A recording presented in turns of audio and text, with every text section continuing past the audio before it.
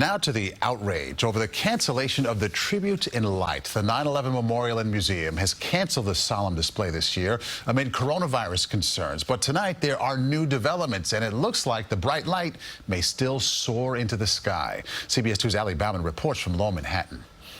Those twin beams of light can be seen from a 60-mile radius around Lower Manhattan, but organizers say the setup puts the health of stagehands at risk during a pandemic. So this year, buildings around the city will light their facades blue instead. Now, several organizations are offering to step in and ensure those iconic beams shine into the sky. Peyton and Avery Wall were just 2 and 4 years old when their father, Glenn Wall, died in the 9/11 terror attacks.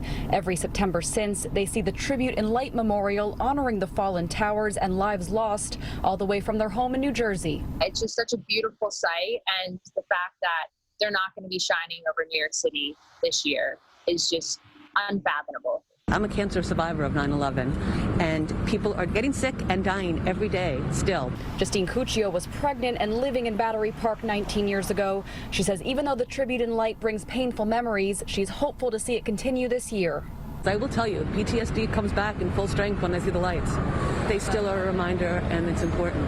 The National 9/11 Memorial and Museum said in part they decided to cancel the event after concluding the health risks during the pandemic were far too great for the large crew required. Typically, nearly 40 stagehands work around the clock in close proximity for weeks to produce the installation. There is similar work being done all over New York City with electricians, with stagehands, with event lighting company. City Councilman Joe Borelli says if construction can continue in New York, then so should this tribute.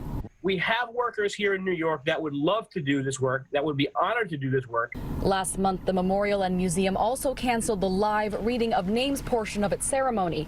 In response, the Stephen Siller Tunnel to Towers Foundation, which is sponsored by CBS 2, is organizing its own ceremony for families with a live reading adjacent to Ground Zero, and now promises to shine its own lights as well. We've already secured lights, and we're already working on the locations, going to make sure we read the names and that we have those lights up there for America to see. And if those plans fall through, the Sergeants Benevolent Association, as well as the mayor of Middletown, New Jersey, have also offered to host this year's memorial to make sure the lights go on no matter what. From Lower Manhattan, Bauman, CBS 2 News.